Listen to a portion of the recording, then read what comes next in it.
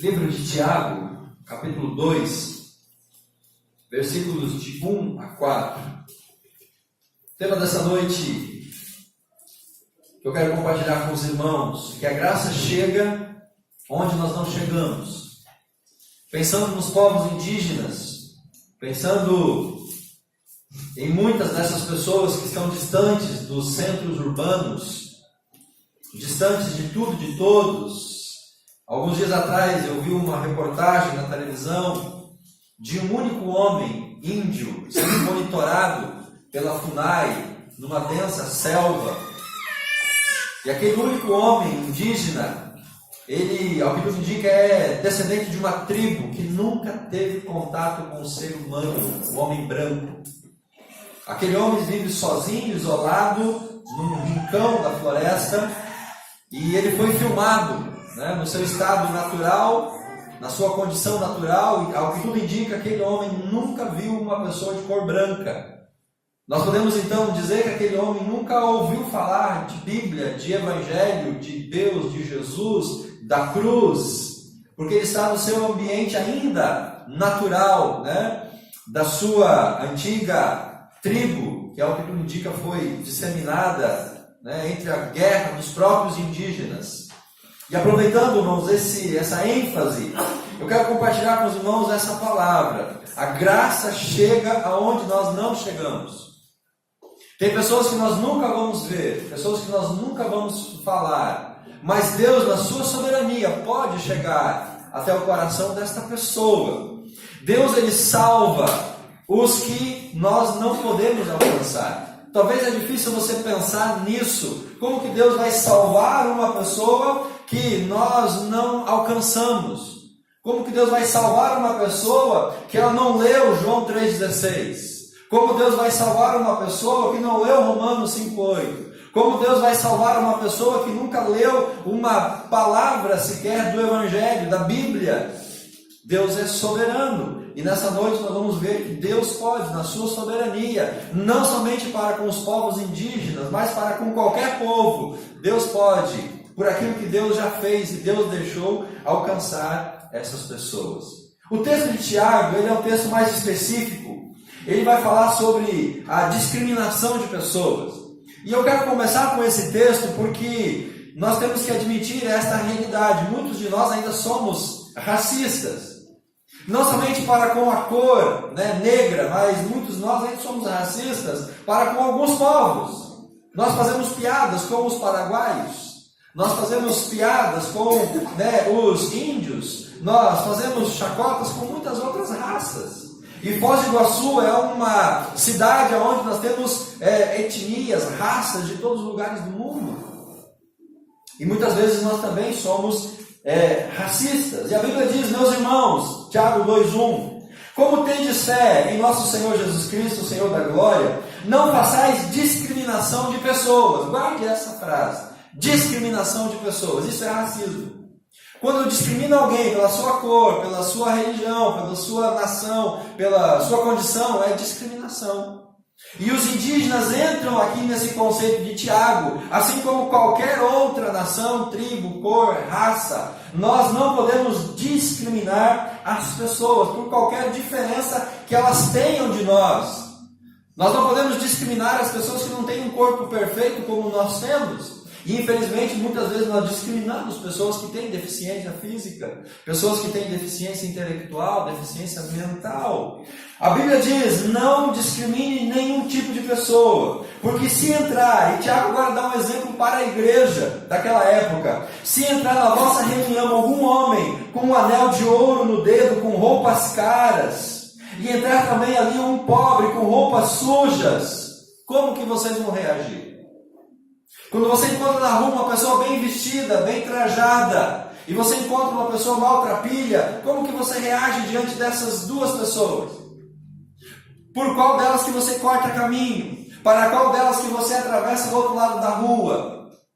Se chegasse no nosso meio, aqui na nossa igreja, uma pessoa muito bem vestida, com um bom porte de vestimenta, um bom perfume, chegasse com um carro do ano, olharíamos para essa pessoa diferente do que olharíamos para uma pessoa que pudesse entrar hoje molhada, maltrapilha. Nós não podemos, irmãos, de maneira alguma fazer essa distinção. Paulo diz, o Tiago está dizendo: mostras atenção para o que vem com roupas caras e lhe disser, senta-te aqui no lugar de honra. Então, se chega alguém, nós colocamos uma cadeira aqui no púlpito, chega aqui, senta aqui no lugar de honra. Damos uma atenção especial para essa pessoa. E disser ao pobre, fica de pé, fica lá fora, não entra, que o teu pé está sujo de barro, vai sujar o piso. Fica lá fora, assiste o culto lá de fora. É o que o Tiago está dizendo. Fica de pé ou se assenta junto ao estrado, aonde eu ponho os meus pés. Não estais fazendo distinção entre vós mesmos e não vos tornais juízes que se baseiam em padrões malignos. A exortação de Tiago, meus irmãos, ela é muito séria, muito contundente para a igreja de hoje, para os discípulos de hoje. Ela é muito séria para nós hoje, porque ainda, infelizmente, nós carregamos em nós traços de discriminação. Nós carregamos na nossa cultura, na nossa mente, ainda pensamentos que não foram transformados por Jesus. E, de fato, nós sim olhamos para algumas pessoas com um olhar discriminatório. Infelizmente, nós ainda fazemos isso. Eu digo nós no plural, num contexto geral. Mas se você já passou por isso, amém. Graças a Deus. Louvado Deus pela sua vida. Porque você foi transformado pela graça de Jesus. E o seu olhar agora já é um olhar que vê todas as pessoas pelo olhar divino e não pelo olhar humano. Amém, queridos? Não estareis fazendo distinção entre vós mesmos e não vos tornais juízes, usando padrões malignos. A distinção, a discriminação é um juízo maligno. É um juízo perverso. E toda discriminação, irmãos, é pecado. Toda forma de racismo contraria o caráter de Deus, porque Deus olha a todos da mesma maneira. Deus olha a todos igual. Para Deus, todos nós somos iguais. E por isso nós não podemos caminhar nesse caminho da discriminação, da distinção. E, além disso, nós temos que lutar contra qualquer tipo de discriminação. Nós temos que ser uma voz que se levanta e que defenda aqueles que estão sendo discriminados. A igreja de Jesus, ela precisa defender essas pessoas e, dessa forma, termos um país, uma nação onde todos somos iguais. Mas eu creio que isso está mais para uma utopia do que para um sonho. Ter um país onde todo mundo se vê da mesma maneira e se trata da mesma maneira, irmãos, isso é mais uma utopia. Mas para a igreja não pode ser utopia. Para a igreja deve ser um sonho que se torna realidade. Porque a utopia é aquilo que nunca se concretiza, mas o sonho pode se concretizar. Então nós temos que pensar sim, orar sim, para uma nação, para uma sociedade onde todo mundo se trate da mesma maneira e onde todos são iguais. No Brasil, o racismo, ele é muito uma questão estrutural. Apesar de que a Lei Áurea foi assinada e a partir dessa lei a escravidão foi revogada no Brasil, meus irmãos, a Lei Áurea ela não fez um trabalho completo. Porque segundo os estudiosos, segundo os historiadores, a Lei Áurea transformou o escravo numa pessoa livre. Mas ele não recebeu uma indenização pelos anos que ele trabalhou para o seu patrão, para o seu senhor, sem receber nada. Essa lei não deu aos filhos dos escravos uma condição social igualitária para os filhos dos brancos. Então, para muitos estudiosos e historiadores, a Lei Áurea ela foi um benefício pela metade, porque ela não favoreceu de maneira completa, absoluta, os negros do Brasil a partir daquela época. E muitos ainda dizem que por conta desse resquício cultural, social, por conta ainda desse resquício estrutural, muitas pessoas que têm a cor negra são prejudicadas em comparação com os brancos. Mas se nós olharmos essa questão racial e aplicar isso para todas as outras raças e etnias, nós vamos ver que ainda há esse preconceito e ainda há sim essa discriminação. Vamos pensar nos indígenas, que é o nosso foco dessa noite. O que você pensa? O que vem na sua mente quando você pensa num índio, numa tribo de índios, nos povos indígenas? O que vem na sua memória quando você pensa nesse grupo específico de pessoas? Qual que é a sua impressão sobre eles? São bichos do mato? São pessoas sem alma? E um parente meu falando, eu imagino numa linguagem de brincadeira, ele dizia assim: olha, os índios têm que matar todos, deixar só uns 50 numa jaula para não se apagar da história. Eu quero crer que essa palavra foi uma palavra de brincadeira. Mas, irmãos, tem muita gente que pensa assim. Eles são bichos, eles são cruéis, eles são tiranos, eles não têm alma. Chegou a pensar na história que eles nem alma tinham. E como você vê essa população? Quando você vai numa rodoviária e lá tem as mulheres com as crianças vendendo seus artesanatos, quando você passa na rua e para num semáforo e tem lá uma pessoa que atravessou a ponte, a população paraguaia ela é predominantemente indígena. Como você olha para aquela mãe com uma criança no colo pedindo esmola? Como que a gente trata essas pessoas, amados? Nós tratamos como pessoas? Tratamos como seres humanos? Ou nós olhamos com um certo grau de repulsa? Eles são sim diferentes, eles têm uma visão diferente, eles têm uma cultura diferente, eles têm uma vida diferente, uma visão de mundo completamente diferente. De fato, os indígenas são diferentes de nós, como os árabes são diferentes de nós, como os chineses são diferentes de nós, como qualquer outra cultura e etnia é diferente da minha cultura.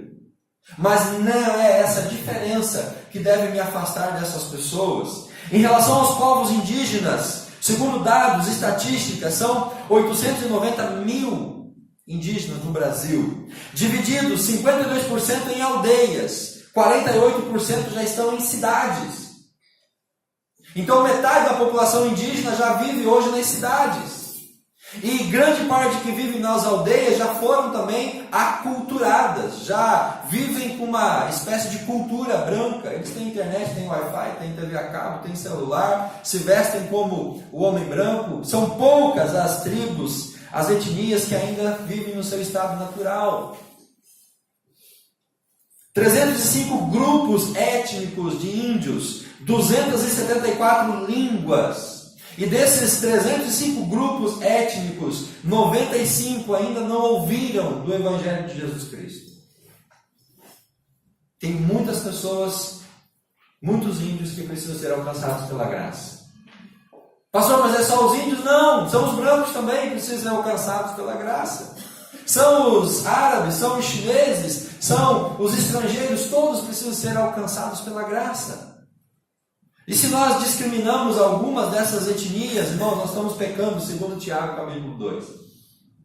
Nós podemos levar a graça de Jesus. A igreja precisa dar a essas pessoas uma oportunidade real de salvação. Pensando nesses 305 grupos étnicos, nesses 95 que nunca ouviram da graça de Jesus, nós precisamos dar a eles uma oportunidade real, concreta, de ouvir sobre Jesus Cristo, para que então eles possam ser salvos, não somente por aquilo que eles veem e contemplam, mas por aquilo que eles ouvem, e pelo desafio de ser compartilhado a eles a graça. Precisamos evangelizá-los, precisamos falar para eles que o pecado mata, o pecado leva para o inferno. Nós precisamos dizer para eles que se não confessar a Jesus como Salvador, eles podem correr o risco de ir para o inferno. Nós precisamos chegar até essas etnias, até essas pessoas, com a graça salvadora. A graça precisa alcançar essas pessoas. E se nós não chegamos até eles, irmãos, se existir talvez algum povo indígena em qualquer lado do mundo, ou qualquer cultura, qualquer raça, qualquer povo, qualquer nação, que não chegou um missionário levando o Evangelho da graça, Deus vai ter os seus meios de tratar e de julgar essas pessoas no dia do julgamento. Veja o que a Bíblia diz lá em Hebreus capítulo 1, versículo 1. Hebreus 1:1. O autor diz que Deus tem muitas maneiras de falar com as pessoas. E eu quero compartilhar esse texto com os irmãos para a gente pensar nessas pessoas que estão distantes de tudo, de todos. Pessoas que não têm a oportunidade de sentar num banco de uma igreja todos os domingos. pessoas que nunca vão estar numa igreja, talvez pessoas que nunca vão estar diante de um missionário, diante de um cristão. Hebreus capítulo 1, versículo 1, no passado, por meio dos profetas, Deus falou aos pais de muitas maneiras, ou muitas vezes e de muitas maneiras. E nesses últimos dias, porém, Ele nos falou pelo Filho, a quem designou herdeiro de todas as coisas, por meio de quem também fez o universo. Queridos, Deus tem muitas maneiras de falar com as pessoas. E a Bíblia não é a única maneira de Deus falar com as pessoas. Entenda isso. A Bíblia não é a única forma de uma pessoa poder aprender sobre Jesus Cristo. A Bíblia não é o único veículo pela qual a pessoa vai reconhecer Deus. A Bíblia não é a única forma da pessoa se encontrar com Deus. Deus ele usa de maneiras diversas para poder chegar ao coração de todas as pessoas. Então, se você nunca leu a Bíblia, isso não vai ser justificativa diante do juízo de Deus em dizer: Deus, mas eu nunca li a Bíblia, então eu não conhecia o Senhor, eu não conhecia a graça. Deus vai dizer: olha, mas tinha muitas outras coisas que você poderia ter lido para me conhecer. Então, meus irmãos, a Bíblia não é a única maneira. Ela é, de fato, hoje a maneira essencial. Por isso que nós vemos missionários traduzindo a Bíblia para as línguas dos indígenas, mas traduzindo a Bíblia para todas as línguas do mundo inteiro, idiomas da África, da Ásia. É um projeto missionário, a tradução da Bíblia, para que ela chegue à língua das pessoas e elas possam ler. Mas nós temos muitas pessoas que nunca vão ler uma porção da Bíblia no seu idioma. E mesmo assim, irmãos, isso não vai ser justificativa. Não pode ser usado como desculpa, porque Deus tem muitas outras formas de se revelar às pessoas. E uma delas é pela natureza. A criação é um livro que todos podem ler. Não tem, meus irmãos, como nós olharmos para a criação, para a natureza, e não contemplar nessa criação a mão de Deus e a obra de Deus e o agir de Deus. Não tem como nós estarmos diante de algumas coisas maravilhosas e não atribuirmos a Deus a autoria dessas coisas. Você pode crer que as cataratas do Iguaçu foi fruto de uma briga, de uma paixão indígena? Você pode crer nessa lenda indígena? Mas eu prefiro crer que foi Deus que com a sua mão, com todo o seu cuidado, planejou cada queda, planejou cada fenda por onde a água iria descer. Eu prefiro imaginar que foi Deus quem desenhou aquilo na sua beleza. E quando você olha para o mundo inteiro, irmãos, para todas as coisas que tem diante de nós, é impossível não vermos ali a mão de Deus. Então a própria criação é um livro pelo qual as pessoas podem ler e encontrar Deus. Romanos capítulo 1, versículo 18 a 21. O apóstolo Paulo escreve assim: pois a ira de Deus se revela do céu contra a impiedade e injustiça dos homens, que impedem a verdade pela sua injustiça. Pois o que se sabe, o que se pode conhecer sobre Deus, é manifesto entre eles, porque Deus lhes manifestou. Então Paulo está dizendo aqui, olha, o juízo de Deus vai ser revelado para todas as pessoas. O juízo de Deus vai vir sobre todos os homens, sobre os índios, sobre os brancos, sobre os negros, sobre os asiáticos, os europeus. A justiça de Deus, o juízo de Deus vai cair sobre todas as pessoas. E aí Paulo ele começa a dizer, porque os seus atributos invisíveis, o seu eterno poder e divindade, são vistos claramente desde a criação do mundo.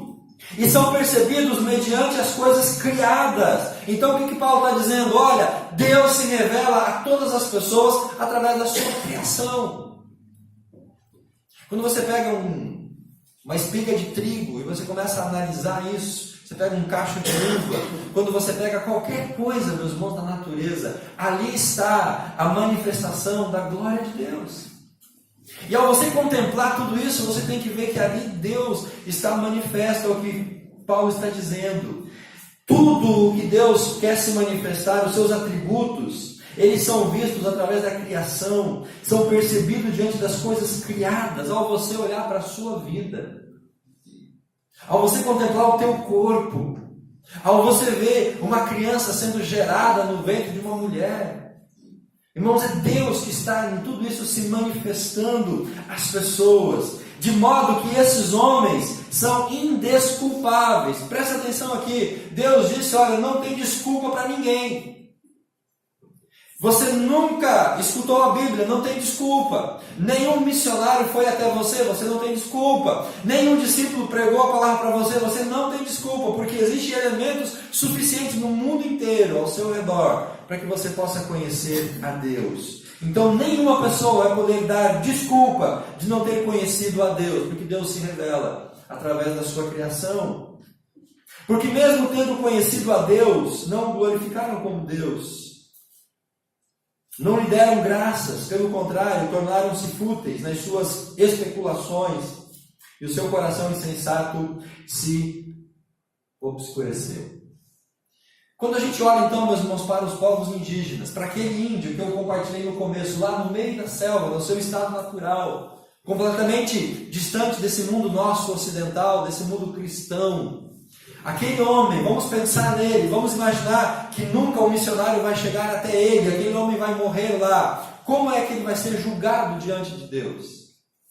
Ele vai ser encaminhado diretamente para o inferno porque ele nunca ouviu João 3,16, ele nunca se ajoelhou e fez uma oração de confissão de perdão para os seus pecados. Deus vai julgá-lo, irmãos, a partir daquilo que ele conheceu, a partir da revelação divina. Deus se revela a todos nós, Deus se revela aos povos indígenas por meio da sua criação, por meio da natureza. Se eles viverem à luz da criação, Deus vai levar isso em conta no dia do julgamento. Deus vai nos julgar, meus irmãos, é por aquilo que eu conheço e não por aquilo que eu desconheço. Deus vai julgar você pela medida que você conhece do Senhor e por aquilo que você conhece, não por aquilo que você desconhece. Deus não vai ser injusto com você. Então, se você conhecer apenas João 3,16, Deus vai te julgar e Deus vai me julgar por João 3,16. Se eu conhecer a Bíblia inteira, vai aumentar o juízo, porque eu conheço mais. E quanto mais se conhece, maior será o pendão do julgamento. Então, se nós pensarmos numa nação, num povo, numa tribo que nunca ouviu do Evangelho de Jesus, Deus vai ter meios para julgá-los e salvá-los ou condená-los através desses meios. Além da natureza, existe um outro elemento, a consciência moral. São princípios, são normas, são coisas que estão internos a nós e que nos revelam então o que é certo e errado. Esse princípio moral, essa consciência moral, ela está presente em todos os seres humanos. E é essa consciência moral que ajuda a pessoa a discernir do certo e do errado.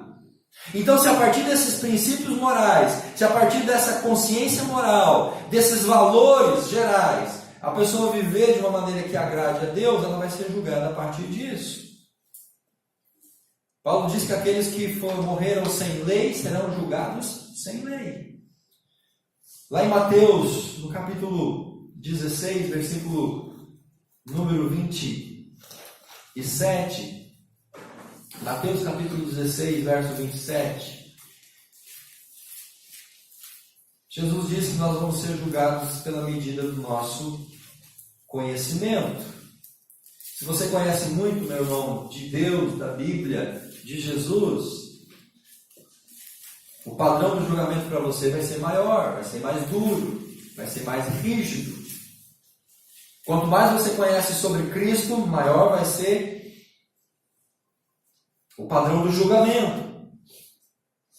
E se eu não conheço nada, e se eu não sei nada, se eu nunca ouvi nada, não quer dizer que eu não serei julgado. Eu vou ser julgado por aquilo que eu também conheço. Mateus 16, verso 27. Porque o Filho do Homem virá na sua glória, ou na glória do seu Pai, com os seus anjos, e então retribuirá a cada um segundo as suas obras. Deus vai nos julgar à medida do nosso conhecimento. Apocalipse, capítulo 22, versículo número 12. Última página da Bíblia, 22, 12, a mesma ideia. Venho em breve e trago a recompensa com a qual retribuirei a cada um, segundo as suas obras. Os textos de Paulo, os escritos de Paulo, eles dizem que para o líder, para o pastor, para o bispo, o julgamento será mais severo, porque ele tem mais conhecimento. Ele vai ser julgado de uma maneira mais diferenciada. Portanto, meus irmãos, cada um de nós vai se apresentar diante de Deus. E a partir da medida do meu conhecimento, vai ser o meu julgamento. Eu vou ser julgado por aquilo que eu conheço, da palavra de Deus e de Deus. Nós vamos ser julgados pelas nossas obras. Deus levará em conta o quanto eu sei. Deus levará em conta o nível do meu conhecimento pessoal dele. Coloca isso na tua mente, no teu coração. Deus vai levar em conta o nível do meu conhecimento pessoal dele no dia do julgamento. Quanto mais eu conheço, maior será esse padrão. Romanos capítulo 10, versículo 9 ao versículo 15. Pastor, então se os índios que nunca tiveram contato com um homem branco, se um povo lá da África, da Europa, do fim do mundo, nunca teve contato com um missionário, se essa pessoa nunca ouviu o Evangelho, ela vai ser salva automaticamente ou ela vai ser condenada automaticamente? Romanos capítulo 10, versículo 9. A Bíblia nos exorta. Se eu entender que aquelas pessoas que nunca ouviram do Evangelho vão ser salvas através do que elas conhecem da natureza e pela graça de Jesus, significa então que a igreja não deve evangelizá-los. Não, a igreja precisa evangelizá-los. Não é deixando eles na ignorância espiritual que nós vamos abençoá-los. Nós temos que dar a eles uma chance, uma oportunidade real, clara, absoluta, plena de confessar a fé em Jesus Cristo.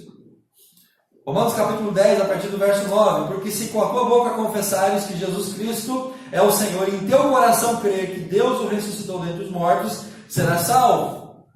A salvação é fruto de uma confissão e a confissão é consequência de uma crença no coração. Você, querido, já confessou Jesus como Salvador na sua vida? Dos seus lábios já saíram essas palavras: Jesus, eu confesso a Ti como Senhor e Salvador? Porque a Escritura diz, todo aquele que versículo 10, Romanos 10, 10, porque com o coração a gente crê para a justiça e com a boca a gente faz confissão para a salvação. Os meus lábios só vão confessar se no meu coração eu crer. Você já creu de todo o coração que Jesus é o teu Salvador e o teu Senhor? Se você creu, confesse-o com os seus lábios. 11. Porque a Escritura diz, todo aquele que nele crê, nunca será envergonhado. Pois não há distinção entre judeus e gregos. Não há discriminação. Porque o mesmo Senhor é o Senhor de todos, rico para com todos aqueles que o invocarem. Qualquer tribo, qualquer nação. Porque todo aquele que invocar o nome do Senhor será salvo. Como, pois, invocarão aqueles que não creram? Como crerão se nunca ouviram? Como ouvirão se não há quem pregue? Como pregarão se não forem enviados? Assim como está escrito, quão belos são os pés daqueles que anunciam as boas novas. Para nós como igreja, irmãos, não há justificativa. A igreja precisa chegar até eles. E mesmo que a gente falhe no processo de chegar até eles, Deus vai ter os seus meios para julgá-los. E Deus vai ter os seus critérios para salvá-los ou para condená-los. Marcos capítulo 16, verso número 15. Capítulo 16 de Marcos, versículo 15. Ide por todo o mundo, pregar o evangelho a toda criatura. Quem crer e for batizado será salvo, mas quem não crer será condenado. Tarefa da igreja, minha e sua. Se preciso for, irmãos, vamos até essas pessoas.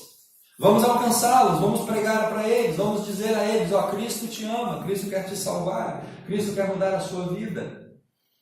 Apocalipse capítulo 5, versículo 9.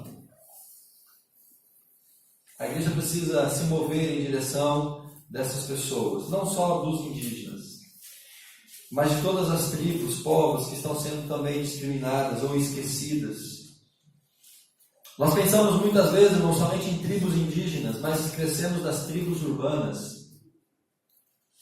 Nós pensamos nas tribos que estão lá no meio das florestas, na Amazônia, mas nós esquecemos das tribos que estão dentro das florestas de pedra, dentro das cidades. Apocalipse 5:9, cantava um cântico novo dizendo: Tu és digno de tomar o livro, de abrir os selos, porque fostes morto e com o teu sangue comprastes para Deus. Foi morto e com o teu sangue comprou para Deus. Jesus fez isso. Quem que Jesus comprou para Deus, meu irmão? Todos os homens.